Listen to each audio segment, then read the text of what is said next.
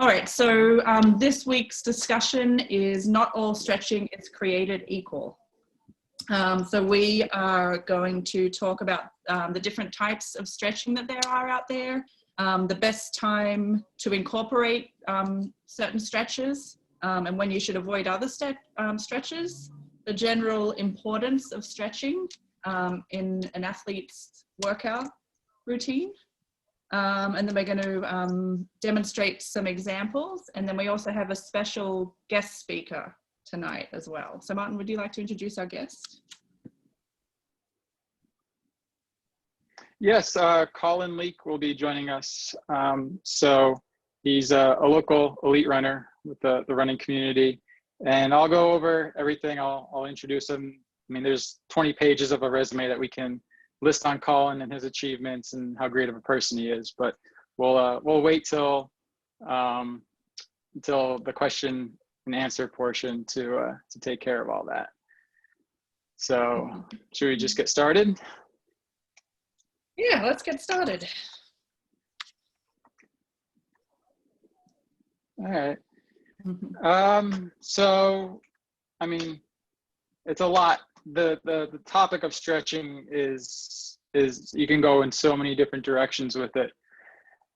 So why to stretch? You know, what's the point? What's the use of it? So like a few webinars ago, we talked about flexibility and mobility and how each plays its own certain role, right? So we talked about how maintaining flexibility on a performance level is critical when it comes to injury prevention. So that's how us as sports massage therapists, we kind of look at it with those glasses, with those goggles on. So if a muscle isn't regularly being put through its full range of motion, like especially in the lengthening phase or the extensibility phase, what happens is it becomes inflexible, it becomes weak, and it just shuts down. So that causes other muscles in the area to try to carry the load, trying to compensate, trying to make up for the weakness in that muscle, the inflexibility of that muscle, and that's where you see things like muscle strains and even like joint injuries. So like one of these things, like I follow professional sports a lot, and especially professional football, and it seems like more and more each year you're seeing these players suffering from ACL injuries. And there's a lot of different theories going on. There's a lot of different, ideas as to why so many players, their knees are just giving out on them. And one of the theories suggests is it's the hamstring flexibility in a lot of these players, just because of where the hamstring's attached to in the back of the knee, it's not properly stabilizing the knee itself. So you can really dive deep into the physiology and like the construction of muscle tissue and how a muscle contracts and relaxes. But once you start talking about things like fascicles and sarcomeres and myotin and actin, it just gets really, really confusing. But there are a few things to note that I think you guys should know. So when it comes to a muscle, when you're talking about muscle fibers, right? So the building blocks of what make up a muscle, when they contract as a whole, all right? So there's no such thing as a partially contracted muscle. The muscle can either be turned on or it can be turned off. You can't say, oh, I'm only gonna contract the upper part of my hamstring. Like it's either all or nothing, okay? So there's that, and then muscles work in an agonist-antagonist relationship. So each skeletal muscle that we have in our body has a counterpart, has a partner. If one contracts, one is extending or lengthening. So it's physically impossible to contract and lengthen, like say, for example, the bicep and tricep. It's physically impossible to contract both of them at the same time because those are the two pairs for that example. So this is something called reciprocal inhibition, and we can talk more about that when we get into the AIS style of stretching. So like I said, biceps and triceps are a good example of that muscle pair. Quadriceps hamstrings are another popular muscle group, and then hip flexors and glutes are also. So anything so far that you want me to explain or to add on, or so we can all agree that stretching is good for us in some degree. Okay, so you got your, it's circulation, it helps with circulation, it helps with flexibility, range of motion, releases tension. And the question that remains for a lot of people is, what type of stretching is best? And the short answer is pretty much whatever it is your goal is. What's your objective? What are you trying to get out of it? Are you trying to, for whatever reason, like put your foot around your head to take an Instagram photo? Or are you trying to get into a stretching routine because you're working out 6 or 7 days a week? So it all really depends on what your goal is, what your objective is. So that leads to different types of stretching and the ones that you should be doing.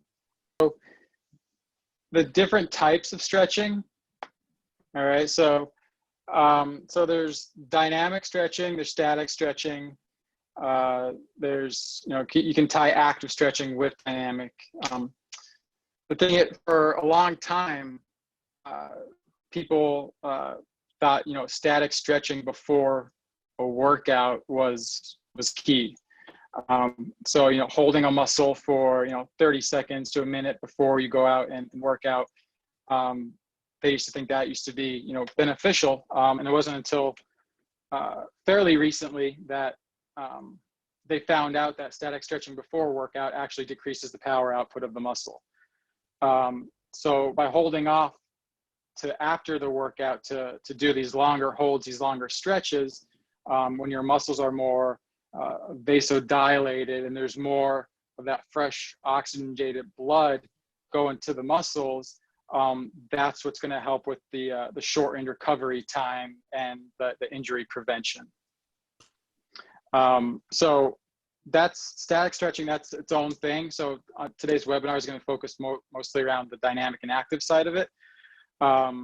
So with dynamic stretching, these are movements that pretty much mimic what you're going to be doing for whatever sport or activity that you're going to be performing. So they're exaggerated movements. For runners, this is stuff like high knees, walking lunges, butt kicks, soldier walks, leg swings, stuff like that. For upper body things, it can be things like large arm circles, torso twists, bear crawls. So pretty much what you're doing with dynamic stretching and dynamic warm is just priming body. So there's a couple of different, I guess they're not types, but they're more techniques when it comes to active stretching. One's called PNF, so proprioceptive neuromuscular facilitation. And then the other one is called AIS, which some of you might know just from being clients of ours that we used to actually offer this service on its own. So anything before I explain the two of them, and we go over some demos and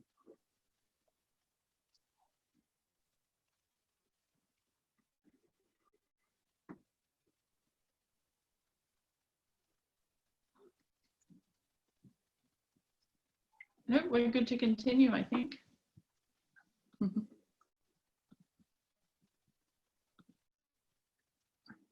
Okay. So with Pnf stretching, it's more so, like I told you, it stands for proprioceptive neuromuscular facilitation. What it is, it's more of a stretch, contract, relax technique.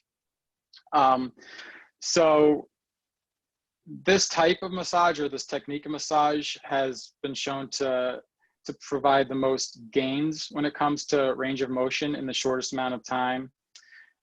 It's a more advanced style of stretching. So with that comes the possibility of actually causing damage to the muscle. So there's that precaution as well. So a lot of times people don't think they can, overstretch and become injured, which it actually is very, very possible. So with the Pmf technique, it's usually a 10-second, 8-second, 10-second. So that's the way it's structured. So it's what you're doing is you're coming into a passive stretch at first. So you're going to hold this part for 50% of what your normal stretch is, right? And you're going to hold that for 10 seconds. And then what you're going to do is you're going to contract the muscle into an isometric contraction. So what that's saying is that you're just going to resist the stretch from happening anymore. And then that's what's held for 8 seconds. And then after the 8 seconds, you then take the muscle into another stretch and hold that for 10 seconds. So it's in that final stage, that final phase is where you're going to start to see more further range of motion happening. So with, I guess I can demo just a couple Pnf techniques for the upper body, and then we're going to have Olivia. There's a video on our website that shows Pnf stretches for the hamstrings and also for the hip flexors as well. So when you're doing a Pnf stretch for the side neck muscles, right, an area that gets locked up on a lot of people. So to demonstrate the 10-8-10 technique of the Pnf, so you would come into just a side stretch with your neck about 50%, just so you can start to feel the stretch, a little stretch in the side of the neck. And place your hand on the side of your head. You're not putting a lot of weight or pressure, you're just slightly pressing down, right? So you're going to hold that while you're pushing your head into your hand is what you're doing. So you're pushing your head into your hand, holding that for 8 seconds. After the 8 seconds, you release the pressure, and then you can take the stretch a little further. All right, so that's the basic concept for the Pnf technique. And you can do that for any part, any muscle group in the body. The only downside with that is that it takes time. So with the Pnf technique, it's good to just isolate a certain body, like a certain area of the body per day, because you're going to be, if you're doing a whole body Pnf stretch, it's gonna take forever. And then another one that I can show you just right here would be for the posterior deltoid and the rhomboids. So everybody knows this stretch, right, where you're taking the arm across the body, you're feeling the stretch in the back of the shoulder, right? So to demonstrate a Pnf technique of how you do that, you take it to just a slight stretch, right? And then you're pushing this hand into your forearm. So that resistance, a lot of things are happening in that isometric contraction there. So you're holding that for 8 seconds. And then after 8 seconds, you release the resistance and then take it further. So you do that for about 3 to 4 rounds, right? And then each time you should start to see a little bit of a improvement in the range of motion of the muscle. So another one with the neck. So back of the neck, area that gets tight with a lot of people. So chin to chest, you tuck your chin in. So that's lengthening out the occipital area, the back of the neck. For a Pnf technique, what you're doing is you're taking your hands and you're resisting pushing your head down. So you're pretty much taking your head and pushing it into your fingertips. You're holding that for 8 seconds and then release and take it a little further.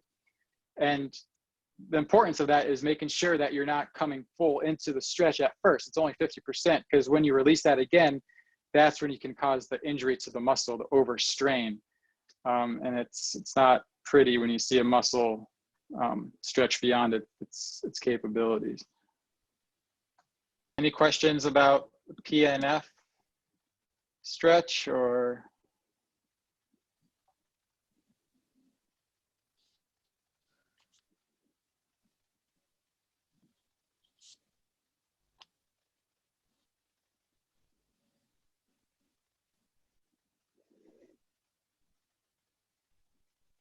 Nope, not from me.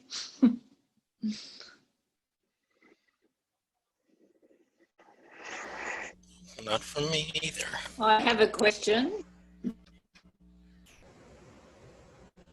With Yes, the Mom. PNF stretches, should you be doing that every day? I can't. I'm sorry, Mom, you're breaking up on me. Say it again, Now Mum. there's dogs barking. Martin, I have a question for you. With the PNF stretches, should you be doing those every day just to keep flexibility of your body? I wouldn't do it every day. Usually like 2 to 3 times a week technique.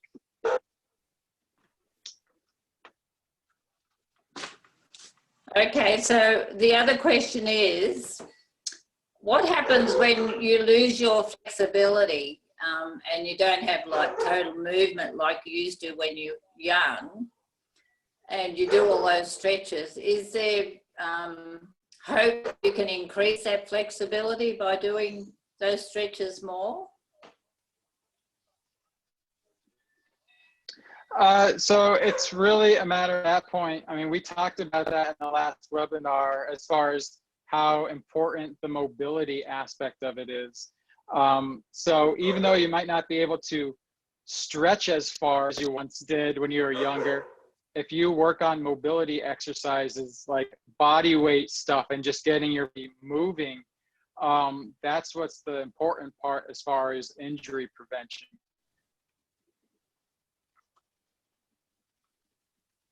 Okay, thank you.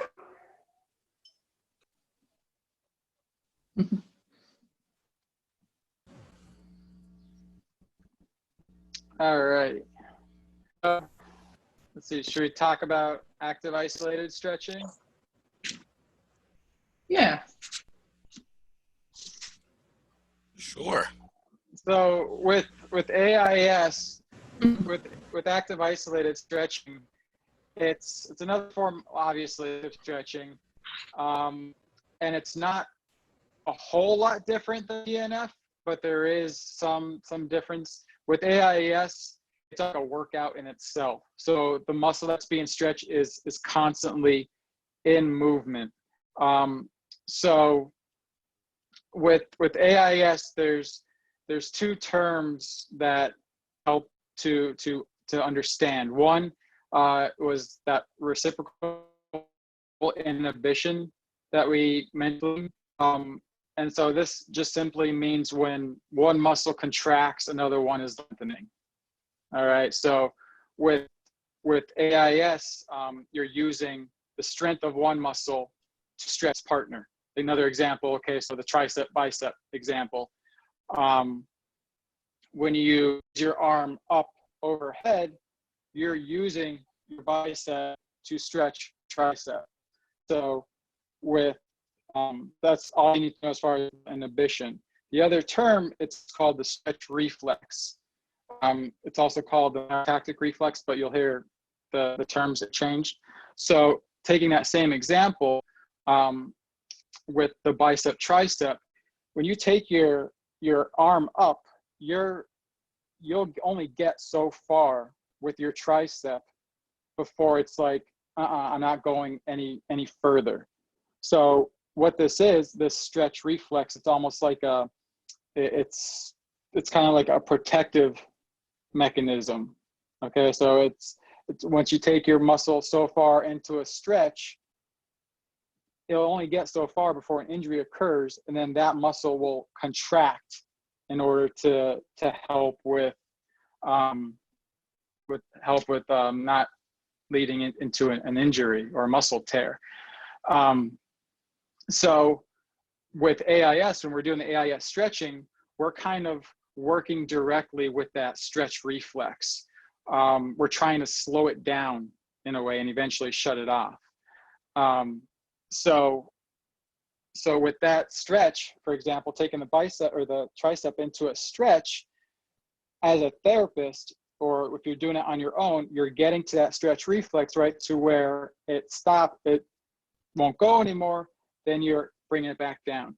And then it's a constant movement. So what you're doing is you're talking directly to that stretch reflex to increase range of motion over time. So it's like 15 passes, 10, 15 passes, you'll start to notice you're able to get more range of motion as you get further back.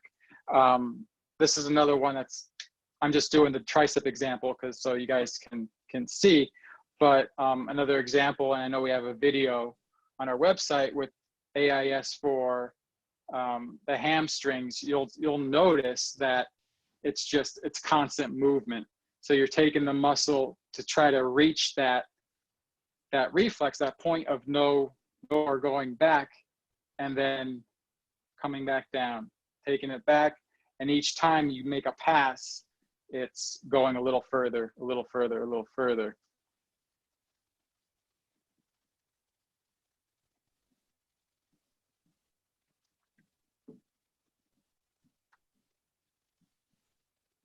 All right. Does anyone have any questions on PNF or AIS so far? I have a question. Can you hear me? Yes. Yep. I could. Oh, okay. Yes. Here's my question.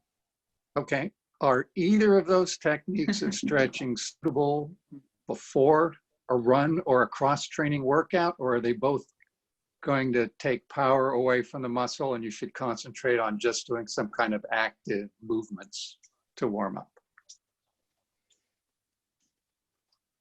So ideally, just from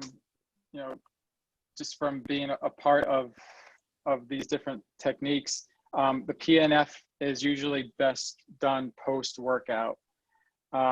As far as active or AIS, again, you're kind of stressing the muscle, so I don't think it's going to be best to do that beforehand.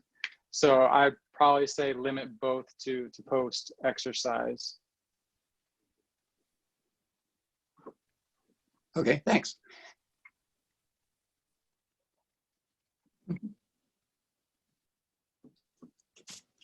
Are there any other questions there?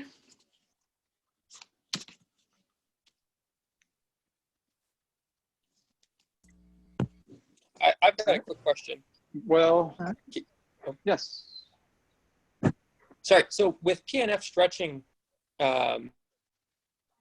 what are you taking advantage of? I forget, like what's the mechanism behind that you're taking advantage of there in order to increase flexibility?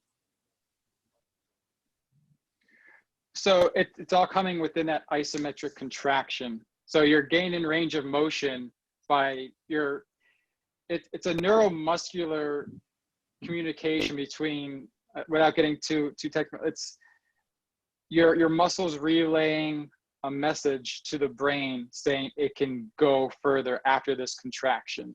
All right, so perfect example when you're doing a hamstring stretch. That resistance, that when you're stretching or when you're resisting into, when you're pressing the heel into the strap or whatever it is, that isometric contraction holding that is going to activate the hip flexor. And then as that resistance is released, the hamstrings allowed to go back further. So it's a way to just increase the range of motion over time. Does that make sense? Or? Yeah, I think so. And then with active isolated stretching, you're I'm sorry, go ahead. So like another, probably a clearer example is like with the hip flexor. So if you come into like a basic runner's lunge, right? And you come into that lunge only about halfway just to when you start to feel the stretch. And if you, at that point, activate so it'd be, if you were to squeeze your butt at that point, you would be able to feel your hip flexor contract, right? So at that point, when you're holding that isometric contraction, you're relaying a message to the muscle saying that it can pretty much go further. And then after that contraction, you take it into a further deeper stretch. So there's a lot of things that go on in that contraction itself that's communicating with the nervous system.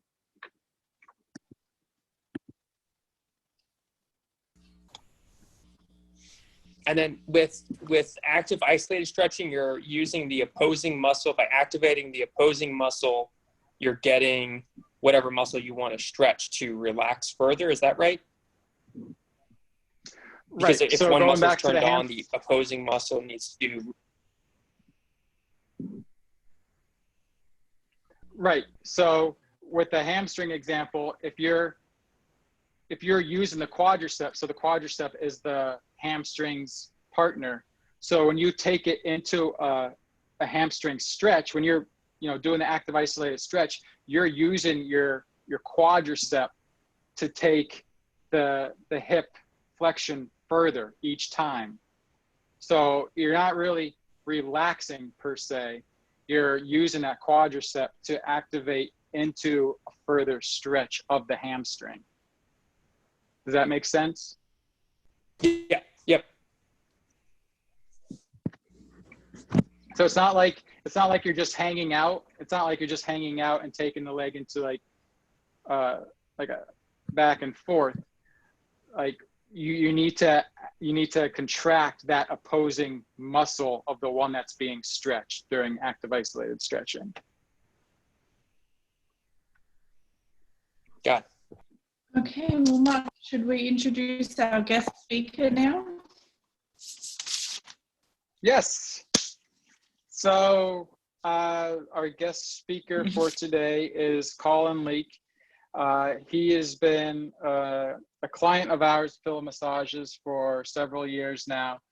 So just a brief rundown. He, like I said before, he's an elite runner out of the area. I believe, where are you not at now, Colin? I think it's Chad's Ford, once upon a time. But anyway, Yeah, so just graduate to of William media. and Mary, where he was a division. Got it. So graduate of William and Mary, Division I cross country all-star or All-American. After college, he went on to win a bronze medal and help USA secure a win at the 2011 North American Central American Caribbean Cross Country Championships. He trained and raced all over the globe. It's always great to hear his traveling stories. He trained and raced in London and even Kenya. And then to this day, he's still kicking serious ass on the competitive market. He recently qualified for the Olympic time trials at California International Marathon in 2018 with a time of 2 hours, 10 minutes, and 44 seconds. Yeah, so that's only a little bit. That's only a little bit, and he has a lot more to add to that resume.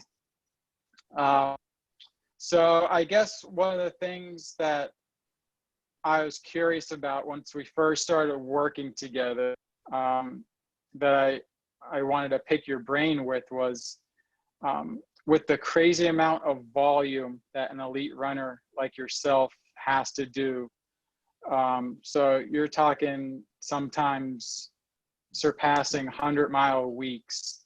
How do you integrate stretching?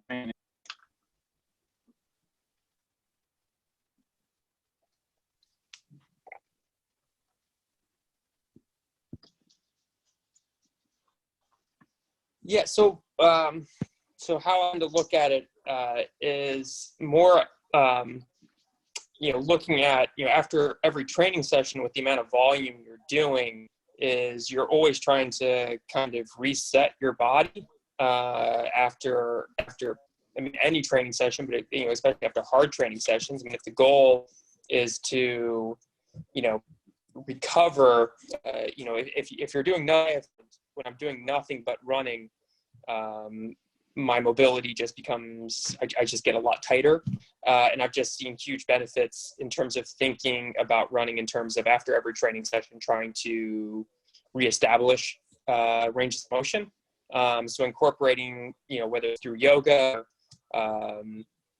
working with someone on active isolated stretching or just general stretching routines or mobility routines has been, in my opinion, a very important aspect to it. And it's just something that kind of becomes part of, everyday training. So there's just not, I just don't view it anymore as maybe I did when I was younger, as something you just kind of, when you have an opportunity to get to, it becomes part of this, it becomes part of the training session as well. Right. So you mentioned things like yoga and AIS. So what do you find the most beneficial when you're training?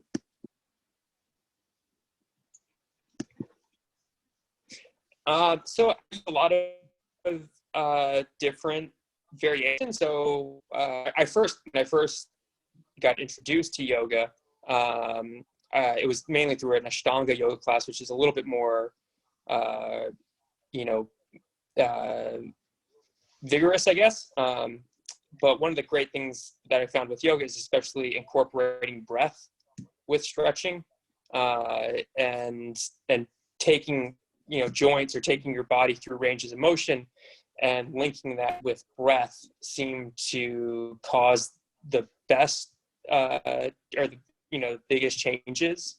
I also saw through spending time in, you watched how a lot of the Kenyan athletes move just in day to day. Like, when I lived in a camp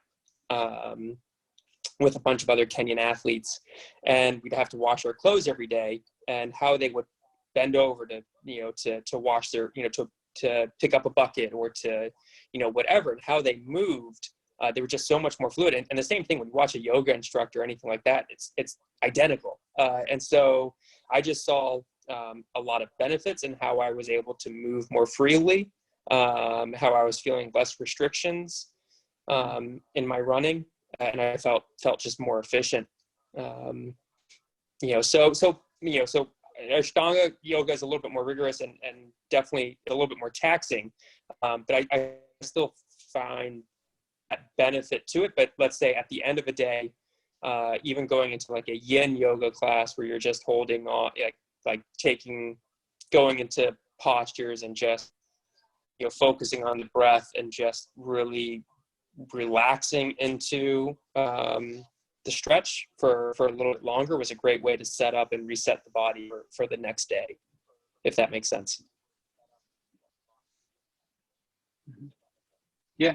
So when you're in communication with like the other network of elite runners, do any of them mention like their routines, even if they have like a stretching routine, or even if they do it at all, or are they finally realizing it? Because I mean, I've worked with athletes, professional athletes, and they haven't stretched a day in their life, and it makes you wonder, what could have been, or are they just a select few or gifted or whatever. But do you talk to other people in the network about that type of active recovery? Yeah, so I mean, it is interesting. Like one, like a lot of Kenyan athletes don't do a whole lot of stretching. They finish a hard track workout and immediately just walk back to their house and then just go get a massage or something like that.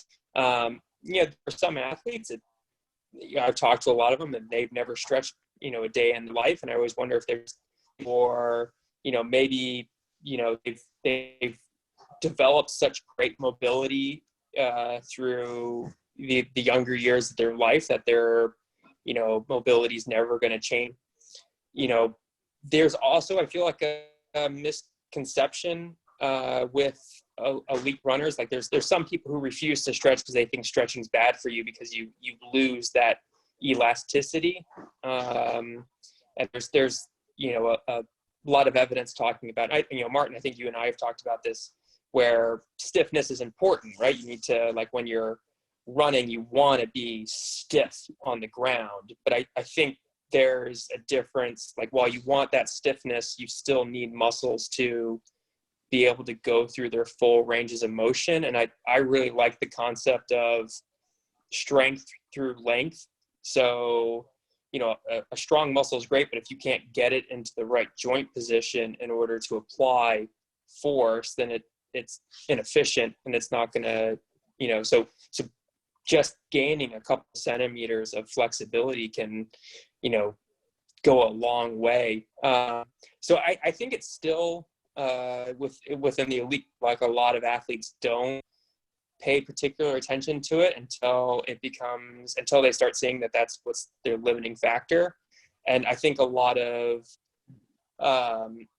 younger athletes don't appreciate it. And, especially as I'm starting to get older, I get, it's more worth my time, or more, I get bigger bang for my buck spending time on that and just maintaining flexibility. But I think I work with high school groups and such, and one of the things telling them is the importance on, increasing flexibility, increasing mobility. So I'm surprised by how many athletes don't take advantage of it. So I think it's low-lying fruit. Right. Mm-hmm. Yeah, no, definitely. Yeah, it's weird, especially like when you start to see improvements, even though those improvements are, very, very little. Like, I mean, you're talking like what you said, centimeters of range of motion being increased, but on a performance level, those centimeters can make a huge difference as far as performance and, injury prevention. So I know that I've seen a lot of like improvement working with you and increasing your range of motion over the years that we worked with each other, and I think it's paid off huge with your goals and your training. So it's good to see, the fruit of our labor being able to enjoy them.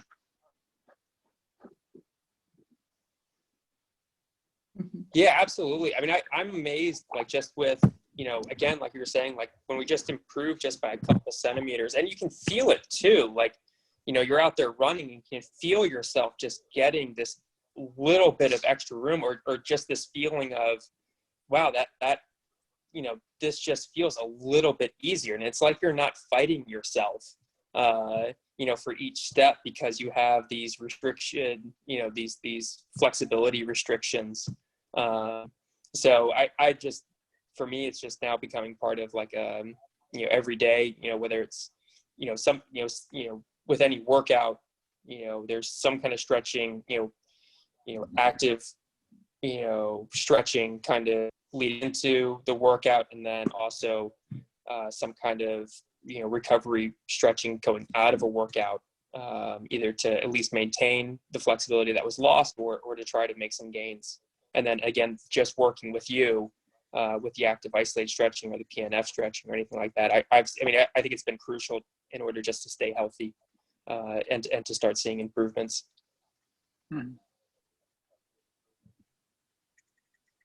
Great, that's awesome. So does anybody have any questions for Colin?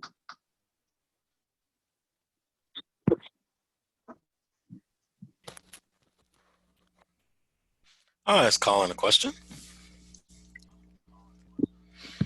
So since Sure. you've been getting a lot of massage and doing a lot of stretching, and you've shown improvement, do you ever catch yourself wanting to, I guess, pull younger athletes to the side when you see them carelessly stretching, or things that that they can improve on when they choose to just run and just stop?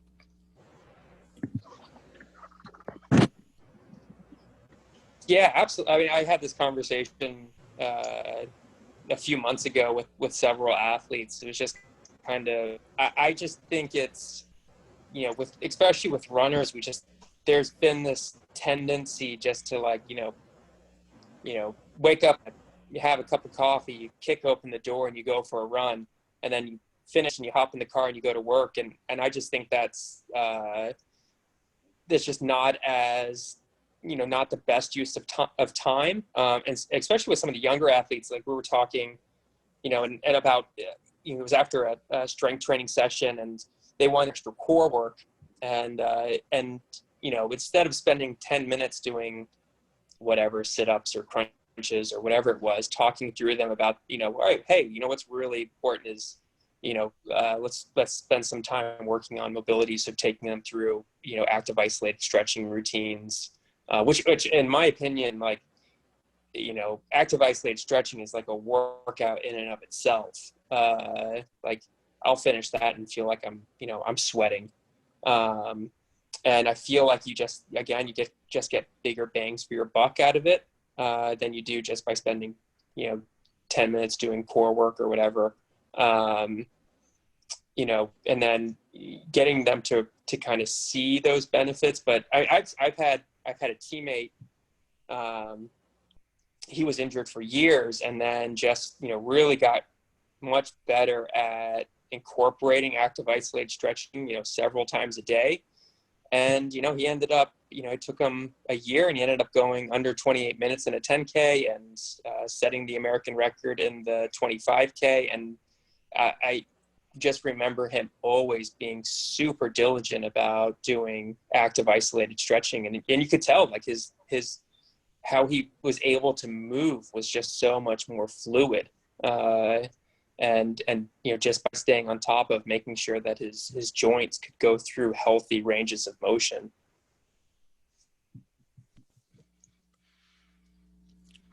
That's good. It's real good. I don't know if that answered the question. Oh, definitely. All right. Anybody have any other questions before we? I got a quick question. Yes. We'll let Colin have a chance to give you a plug here.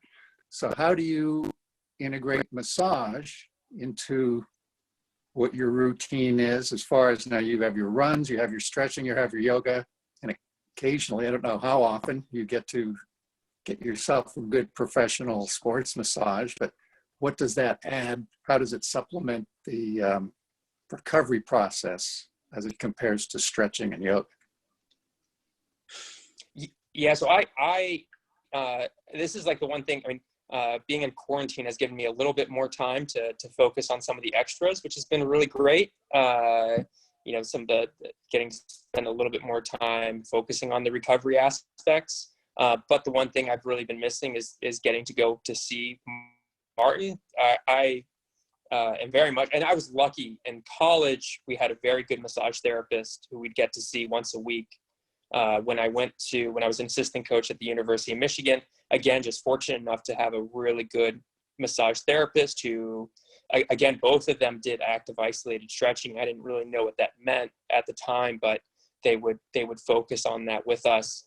And then, so I didn't know the benefits as much. In Kenya, after every workout, you got a sports massage. So you were getting sports massage 3 times a week. Now, before the quarantine, I was very much, Martin and I set it up so every week going in, and I couldn't believe what an impact that would make, and just keeping things healthy. So I do wonder if more than once a week would be better, moving towards twice a week or anything like that. I do find that I think you have to have it at least in once every microcycle. So, if you follow most runners follow like a 7-day cycle. I think getting it in once a week is paramount. I mean, I with any, it's interesting. I think with almost every professional runner, they would say sports massage is absolutely like an integral part of their training. So I tend to put it, how I've structured, or, with working with Martin, how we typically structure it is we don't want to be doing a hard workout the day after a massage.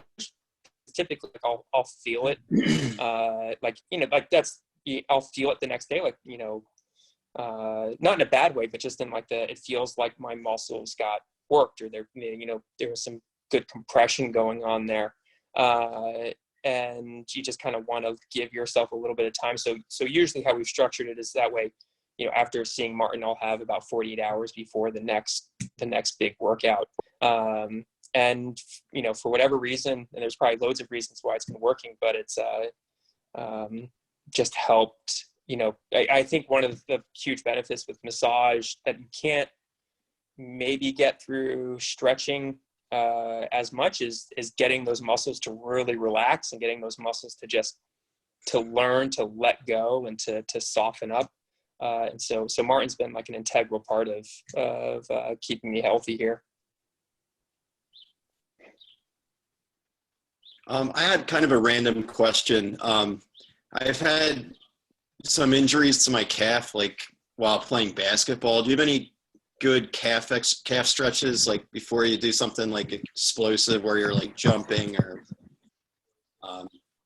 that just seems to be like an ongoing problem for me? So you mean before you go ahead and start playing? Yeah.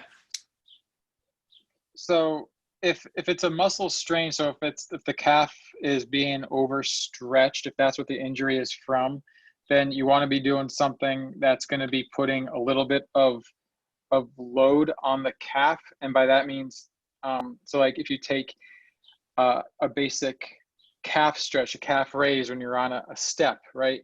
So you can do those as part of an active warm-up and isolating one side. So whatever side that you're, you know, weaker on, or wherever the issue is, performing a loaded calf raise on a curb, on a step, anything, and then lowering down is what's going to help that eccentric phase against gravity. That lowering down is what's going to warm up the tissue. So making it, you know, like an active, a dynamic warm up by just doing the calf raises, coming up, going down, coming up, going down, before you go ahead and do things, especially that are explosive, like jumping or basketball, or where you're going to be, you know, pushing off or stuff like that. Sure. Cool. So with calves especially, it's important, like what I said, with isolating that side, because you might not even realize it. If you're doing like a bilateral calf step up, like a calf raise, you might not even realize that one side is contracting harder than the other. So that's why usually it's best to isolate one side at a time with those. Okay. Cool. Also, make sure to control the movement. People tend to want to force their body through the movements. Just staying in control decreases the likelihood of injuring yourself even more. Okay. Very right. Yep.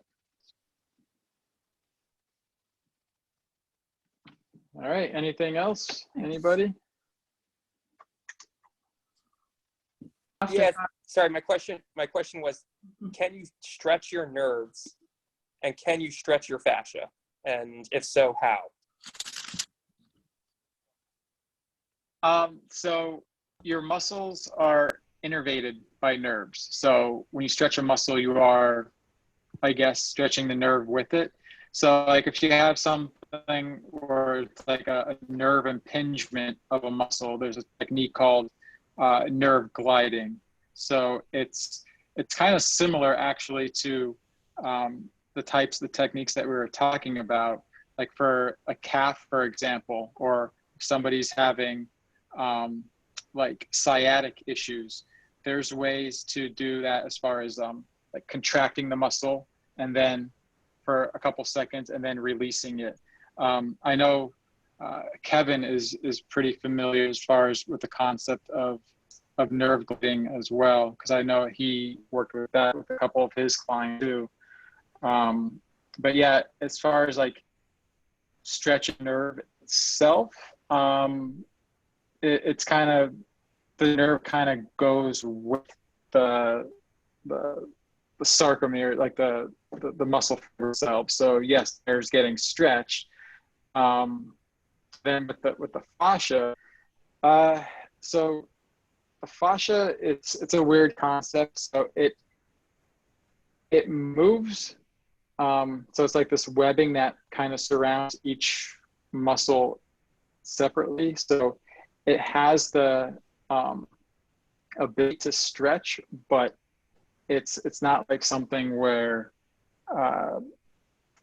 if you, it's kind of like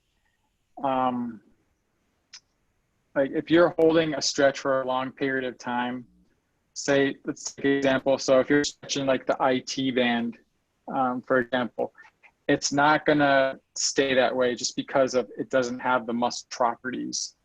So it's tendon. So you can stretch the IT band forever and you're not gonna really get anywhere with it because tendon, the tissue itself is so taut, it doesn't have stretching properties. So that's kind of like the same with fascia. And the idea with fascia, it's a relatively new concept that not a lot of, there's still so much out there as far as what's going on with it.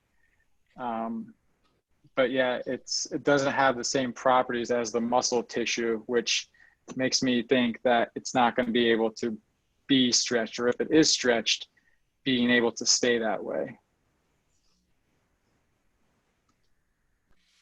I'd like to add something to what you were saying, Mark, about the fascia. There is talk that some people do consider it a actual organ now, as well as you can stretch it, but like you said, it won't stay like that because its primary function is to control the structure of the muscles. So the more you move, the more loose it will stay. But as you will see more likely in individuals who sit all day, that fascia has become stiff, and stiff fascia adds to stiff muscles. Yeah. So does that help with anything, Colin? Yeah. Oh, sorry. Yeah, absolutely. No, that was great. Thank you.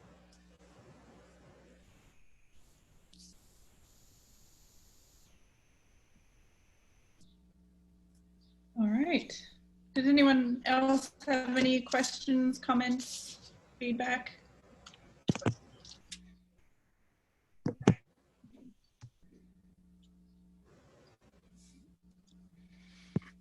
Nope, I am good.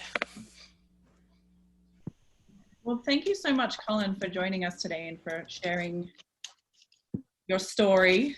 We really appreciate you supporting us. And thank you, everyone, for joining us. I'm going to post this session on our website tomorrow, so you'll be able to reference back. Yeah. All right. Anything else? Thank you, Matt and Olivia. Thanks, Mom. Thanks, Mom. Bye. Love to see your faces. Smiles. Your face as well, Mom. All right.